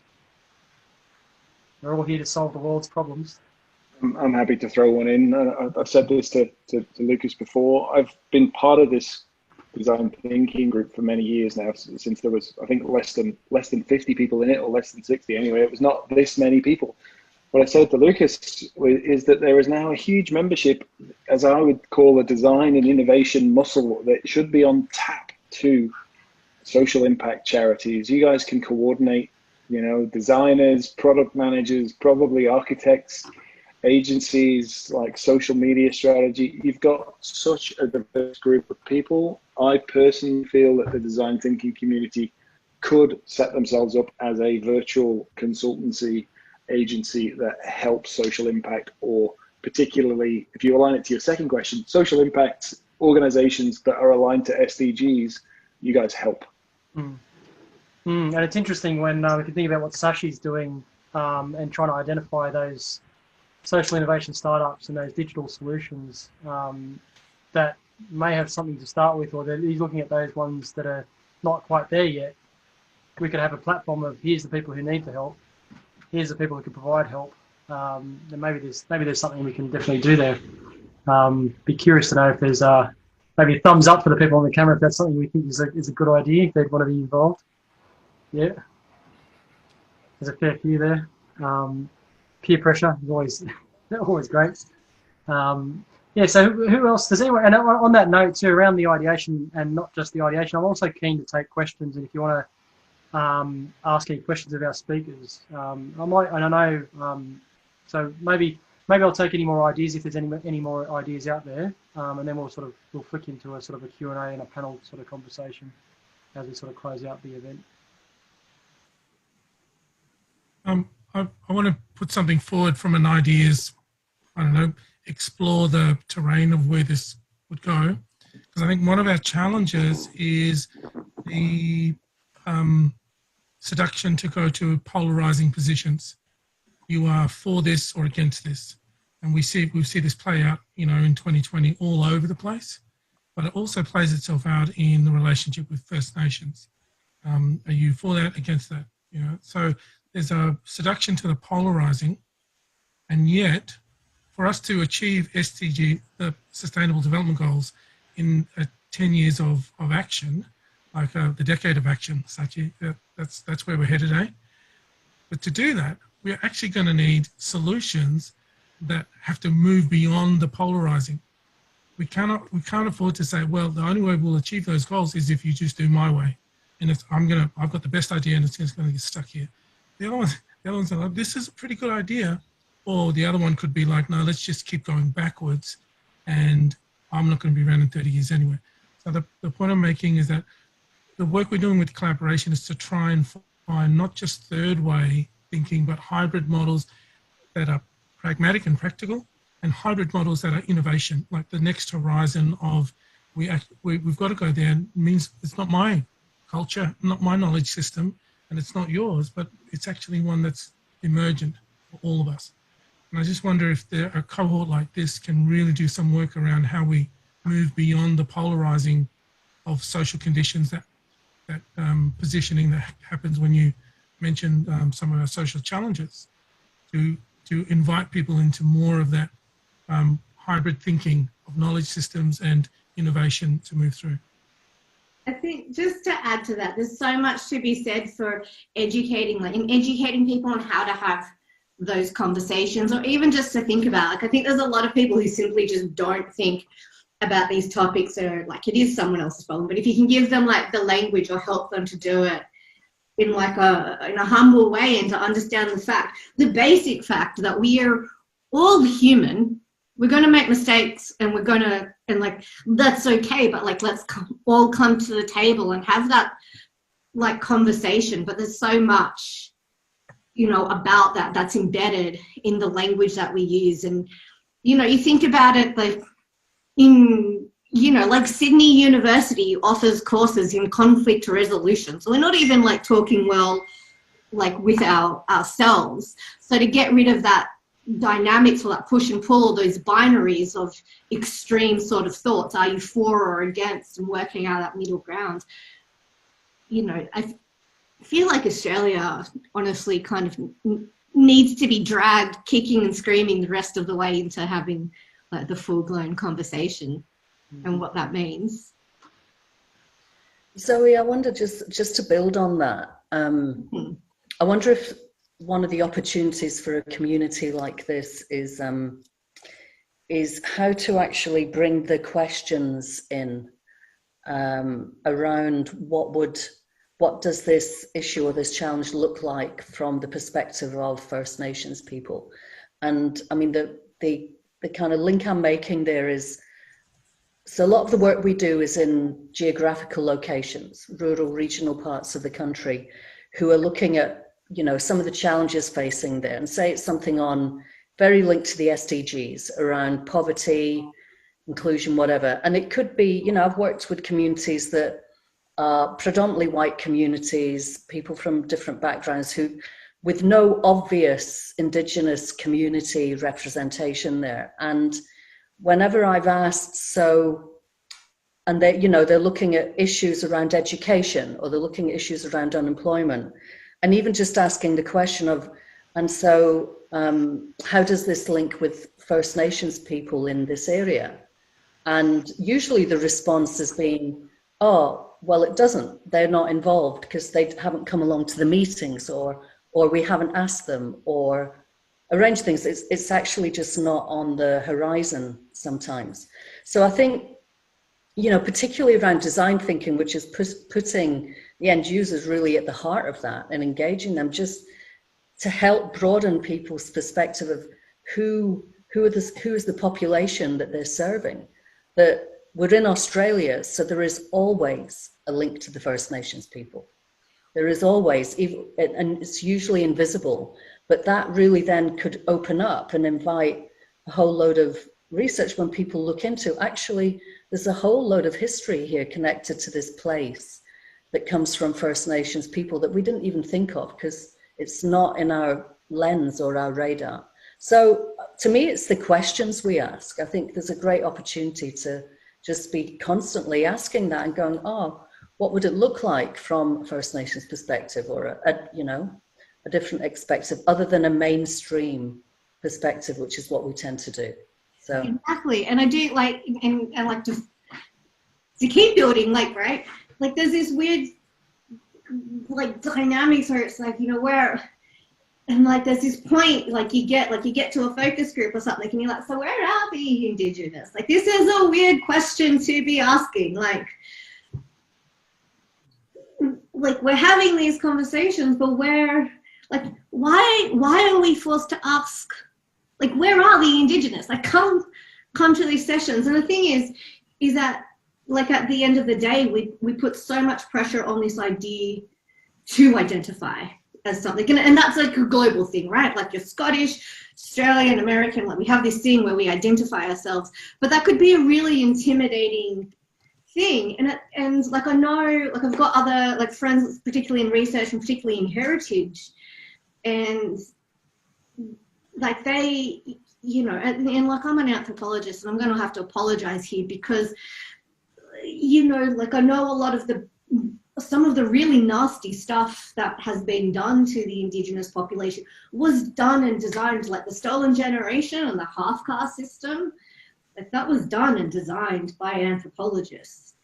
So, and it's funny because, well, it's not funny, it's funny in the bad sense, because it's like, you know, you've got like local councils and so on who are like, oh, you know, we can't find or we can't talk to them. And it's like, yeah, because you're sending these people who do have these titles, who aren't coming across in that friendly, in that more humble like way, because anytime they hear anthropologist or historian, they go, you're going to portray us negatively, or you're going to do another half-caste system on us. And to be fair, that's how they were treated in the past. That's horrific. It's an interesting dynamic, because I think for me, and I sort of think about this when you talk about coaching and growth, you can always reflect on the past but you always have to work with what the now is. So respect what has happened, but how do we now move forward together, understanding what has happened? Because sometimes reflecting on the past, and that sometimes leads to us pointing fingers at each other and not coming to the table and working together. And you see the same thing with two different dynamics, two different spectrums, but also with people individually, not they blame themselves for something that's happened in the past when it's all in their control to make it better from here moving forwards. Fortunately, a lot of this stuff isn't in the past, though. Oh, we're still doing a lot of it now, and it's still very structural and systemic, and there's a lot of work to be done. And it's something I'm really curious about, especially Mark and Liz and the others working in community. A lot of the narrative tends to be from a place of pain and the negative. How does that play out in the conversations and the collaboration? How do we move forward and look forward, but can we do that without thinking about what's already happened and that other context? What sort of things do you experience in community? Look, this is an ever-present reality for us, a challenge for us. We've all inherited what Australia has been through up until 2020. None of us personally were the architect, instigator, or clever influencer that made it all happen, but we all have this as our inheritance. And it does put us in this pivot point in history around how will we seek to carry that memory with us. I could carry it in a way that continues to use me to self-declare my oppressed and suppressed status, or I could use it in a way to say, oh, that was the past, I'm just going to forget about it. What challenges me is that most Australians, a lot of Australians, quite surprisingly go, I don't know this, I never knew this, I wasn't taught this. And this is despite us having it as a cross-curriculum priority within our schooling system, as we've had for a number of years now. So we could have had a generation grown up in Australia, graduating year 12 now, or God bless them for however they're going to graduate year 12 this year, but we could have had a generation growing up going, I've got a much better understanding about my identity as Australian and my relationship with First Peoples. But we don't have that, and so we're still going to have to build that. And I think rather than us trying to figure out, so how do we carry the history, we just take it as granted. I've inherited the story, you've inherited the story. What are we going to do now? We've got a decade of action. Let's claim it and do something different so that our story in 2030 is not a story of, oh, I didn't know, I wasn't sure. Our story in 2030 is one where we're like, yeah, we've been able to sustain some languages. We've been able to perhaps even grow some languages. And a lot more Australians, 20 million Australians can now greet each other in the language of the local people. Imagine that as a imagery of 10 years' time. And it is possible if we don't allow ourselves to be shackled by the tough reality of our past.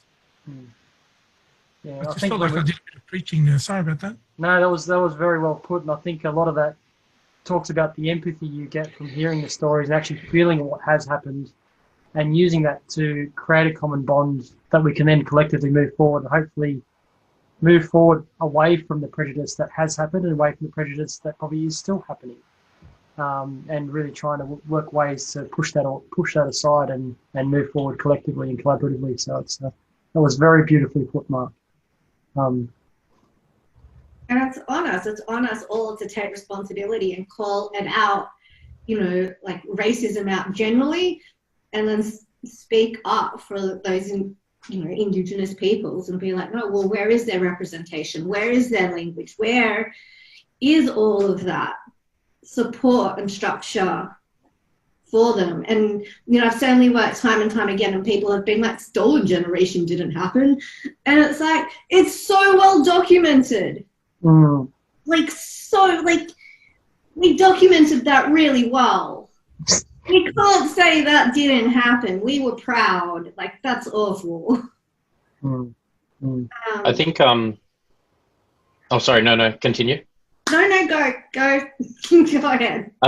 No, I love hearing all the all the stories and the examples and the ideas. And the only two things I was just going to contribute quickly was how we as kind of designers, or you know, it doesn't matter if you're not a designer, can help with you know, making sure that we're being conscious of who we're designing for. Is you know, let's say just having a simple checklist, like when I was doing a project for social housing, or for Vinnie's, for example, you know, thinking about not just culturally and linguistically diverse, not about just accessibility, people with accessibility challenges, but Indigenous as well. And when doing the planning or the research, or even just back to planning, is making sure that we're not trying to do all of it ourselves. So reaching out to and getting guidance on, hey, we're thinking of interviewing or learning about this. How do you propose that we organize this? Who should we be maybe targeting? How should we run the session? So, you know, should it be in this location, or you know, how should we dress? How should we you know, introduce each other? You know, terms of reference that we might have for each other. So like just these little things that we can do. At least that's what I've been trying to do. And then the other thing that that I think has been something a little bit rewarding on the side has been to help where you do find that someone in the community, like I think there was the one lady, sorry, I missed the name, it disappeared too quickly, but mentioned about the success of one of the Indigenous community members, you know, achieving success in their career, and being one of very few, is you know, finding people who you might want to upskill, or impart some of your own knowledge. So let's say there's a couple of people that I've been helping from 2.co that do a lot of work with helping corporates figure out their the rep plans. So and how do they get real action? And so rather than myself suggesting that like I go and, you know, facilitate some of these sessions or do it, I'm fully for standing back, being completely in the shadows, and just helping them to plan their workshops, how they're going to do it, but make sure that they get that representation. They're there front and center. So there isn't that kind of, so that we're empowering them to do it themselves, even if they might not feel confident, but give them that confidence, because then they'll inspire others. So like just little things that I think we can, they're small things, but they're like little things that I guess we can help others to do. Yeah, Eric, I think that's a really good point, because I was saying earlier, I see there's a lot of common ground here with disability sector, and especially with deaf, and I mostly work with. And I think what I'm noticing is we're in that trend, which is exciting, but you can see we've got this movement from, I think, so many services, products, things being designed for these groups, for minority groups of people. Now, we saw it years ago with women, where everything was designed for women, and then women suddenly got out the kitchen and got jobs and designed some stuff for themselves. And I think now we're seeing people with disability are very much involved with innovation. They've got a voice and they're stepping up. And I think we're starting to see that more and more with Indigenous community. And we've seen it with some very high profile Indigenous people, which is great. Because yeah, I agree. I think now we need to stop just designing things for people and say, oh, this is something to fit in with our life. I think that's what I've seen too much. You know, it's always fitting in around us privileged white folk. Yeah, I kind of think of design thinking as a vehicle that does help you do that, because quite often, if you do it well, it's designing with people as opposed to for.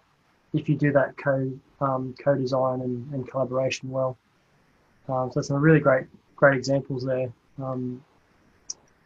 Actually, I'm just conscious. I know James, you actually did ask a question during the session. I did take a note of it.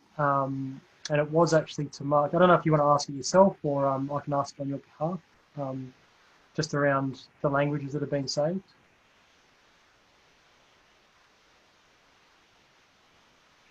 Just that there's so much to learn about the languages, so much that's being lost, and every year someone else dies, and with them dies part of those languages that we want to try and preserve. It really needs to be more widespread, at least trying to record as much as we can before we lose more. more fixating on how we communicate. How about just trying to learn more about what's there before we lose it? I think one of the question that I took note of was the sort of, Mark, I don't know if you are keeping statistics on the number of languages that you're saving, that the platform is saving. Do you have any ideas on how many you've saved so far? And saving is how do you quantify that, right? Because there's languages are classified with an official metric from UNESCO, and if you go on their website, it's currently the year of Indigenous languages, but they're going to be changing it very soon to the decade of Indigenous languages, which starts in 2022. And they'll be putting out a framework, but they classify languages as endangered. And it's kind of a hard one to say because the number of speakers needs to be more than 1,000. Well, in the one community that I referenced in Arab Island, there's only 300 inhabitants or people living on that island. So that will still look as endangered when you apply the blunt instrument of the UNESCO framework. But from our perspective, that was an oral language that was only in 3 elders. It was only spoken by 3 elders, and they had parchment and they had materials, but it was never written down. So now taking that from using the community members and having the kids speak to the elder group and have them interactively record their voice creates a dictionary of now 2,500 words, which doesn't sound a lot, but it's a great deal more than was captured before. With the audio, the picture, so a picture of a coconut, the translation, the different dialects of the same word, the pronunciation in authentic elder mother tongue, not from a linguist or not from a white academic, from the actual elder group, so that we can make sure it is pronounced exactly, authentically the right way. And then the smarts of the system allows us to say, algorithmically pass that and say, this is the sound for a, and it's built that way. From a number of languages that we're working with, saving sounds so grandiose in my opinion. We are capturing now 8 languages on the system, but we've been working as a literacy foundation with more than 40 communities on different projects. We actually do Cert 4 in education in mother tongue, and also Khalil, a coded adult literacy Indigenous language. So we do that as well. That doesn't necessarily mean that that is on the platform. So the ideal view from our perspective is that all of those languages, as many as possible, can be put on the platform and moved forward. There are other organizations capturing languages. So we've gone from, in the 18 months I've been working, we've gone from 3 to 8, and we've got another 9 under negotiation. We're actually drafting the contracts, 5 in WA, 1 in Colombia, 1 in Canada, and we're also talking to the Panamanian government as well. So the platform that we see now is able to scale for other use cases. And James's point is bang on, right? We're encouraging communities that can't quite afford or can't afford themselves to fund a language to record as aggressively as possible, because hopefully in short term, in the medium to longer term, we'll be able to develop the technology to retrospectively rebirth those recordings. So if you capture the language and you have a recording, you can, let's dream for a second, use AI to retrospectively listen to audio recordings. But that's incredibly sensitive as well, right? So, the warnings that need to be embedded in our platform about elders who have passed is really important. But we're in a race against time.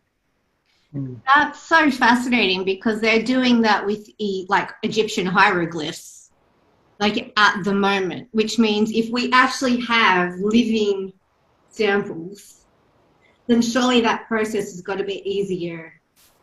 Easier, but still incredibly difficult. I mean, well, yes, but on the scale of like impossible to extremely difficult, it's got to be closer to just extremely difficult. Yeah, so we've had a number of conversations with Microsoft and MIT in the United States, who are looking at AI speech to text or audio to text. It's not Alexa and it's not Siri. That stuff is just not going to work when you don't have a large quantity of audio or script. If you've only got an oral language, you can't give it enough machine learning data to train itself. So it's a problem that will be solved by big tech, but what we're encouraging communities to do is record as many stories. We're now putting lullabies on our platform, which is such a beautiful idea. It makes my hair tingle. I haven't got much hair, but it's tingling, believe me. Lullabies in Indigenous first language, and one of our, I can share that one of our ambassadors is Adam Goods, and we're recording, a member of the community is recording his mother tongue lullaby for his children. Such a beautiful story. So we're encouraging as much audio as possible, and you can capture that on our platform. That's beautiful. Can I say something? Sorry, Brad Smith here from up in Whitsundays, Ngaro country.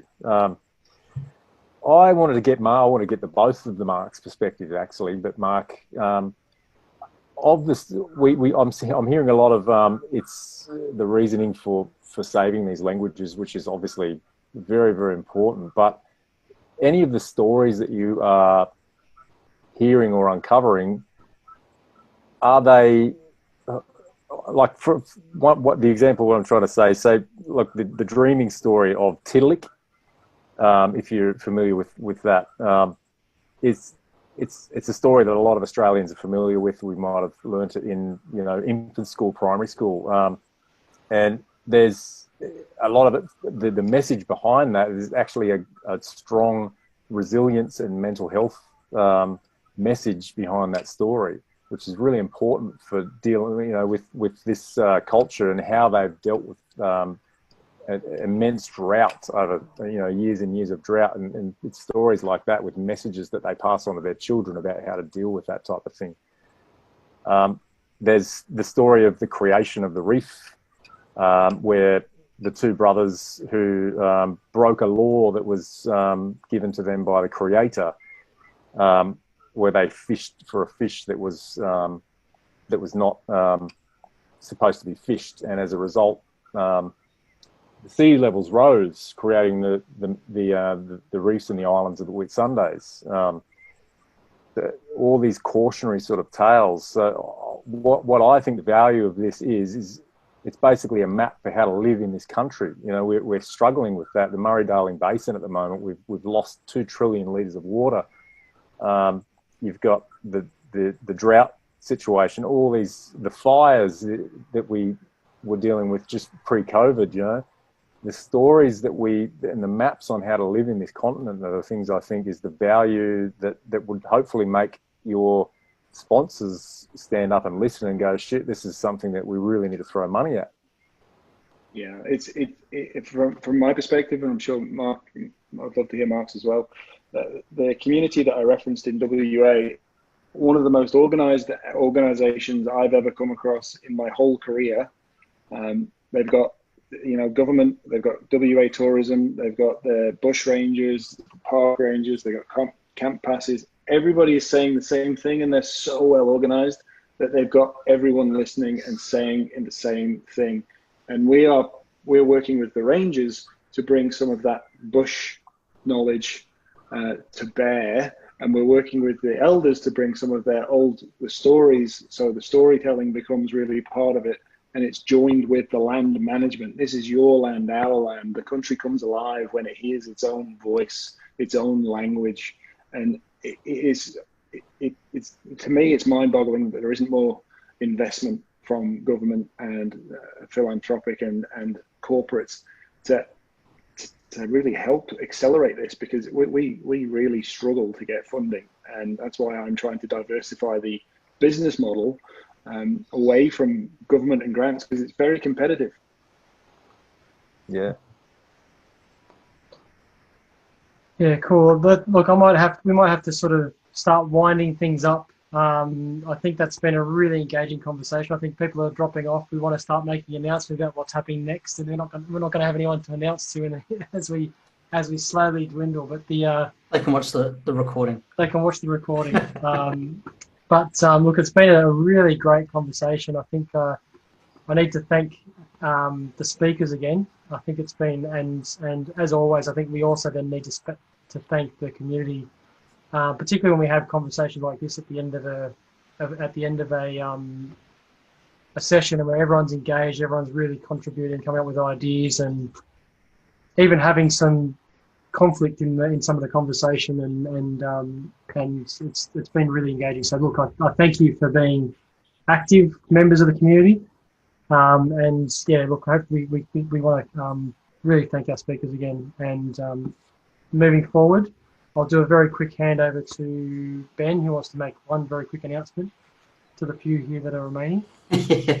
One quick one, especially because we're talking sort of on the topic of social impact and social enterprise. Hopefully a bunch of you know about the Social Enterprise Council of New South Wales and ACT, which we've started over the last few months. So it's the member peak body to represent social enterprise within New South Wales and ACT. Obviously, build the ecosystem is a key focus, build those connections, build more public awareness of social enterprise, and then also advocate to governments on policy around social enterprise and social procurement and support for the ecosystem in general. So encourage you to check out secna.org.au and become a member. It's mega cheap at the moment, and we're obviously a social enterprise. We're a not-for-profit structure, but we're a social enterprise. But yeah, become a member, join the community. Awesome. And if you don't happen to be in New South Wales and ACT, there's equivalent bodies in pretty much all the other states and territories now. So QSEC up in Queensland, SENVIC in Victoria, SARSEC in SA, WASEC in Western Australia, Impact North and NT, Tassie's on its way up. And then we also have ASENA, which is an alliance of all of those state and territory-based bodies that sort of bring together the national view of things from a social enterprise perspective. So check it out if you haven't already, and we'll no doubt chat more about it. Yeah, cool. Thanks, Ben. As always, we're always willing to try and support and grow communities. So thanks. Now I want to sort of hand over to Kate, who's been coordinating with our next speaker in November. Yes, thank you, Lucas. So this is a really quick plug for the next meetup event, which is actually 3 weeks away. So on the 5th of November, we'll be hearing from Ken Sandy. So Ken Sandy is a product manager. He's a writer. His book, The Influential Product Managers, just come out. He's a lecturer at Berkeley in California. I think he got stuck in Australia because of COVID, and so we're lucky to actually be able to get him to speak to us in our time zone. So yeah, please join us in 3 weeks' time, and he'll be talking about having influence and being able to bring together your colleagues, business partners, technologists, and bringing them together to be able to deliver products and services to customers. So yeah, so that's on the 5th of November. Yeah, awesome. As always looking forward to the next meetup. So we'll get all those details published, and we'll get we'll open up the meetup for people to RSVP. But look, thank you so much to everybody for jumping on board. Thank you to Mark and Sachi and Mark and Liz for all your contributions and really driving some really engaging content and inspiring content, because we had some really great conversation. And always thanks to everyone who's jumped on the call tonight and really contributed to what was a great meetup in my mind. So I hope you guys all enjoyed it as well, and we look forward to seeing you in 3 weeks' time. Thanks, folks. Awesome. Thanks, everyone. See you then. See you soon. Bye.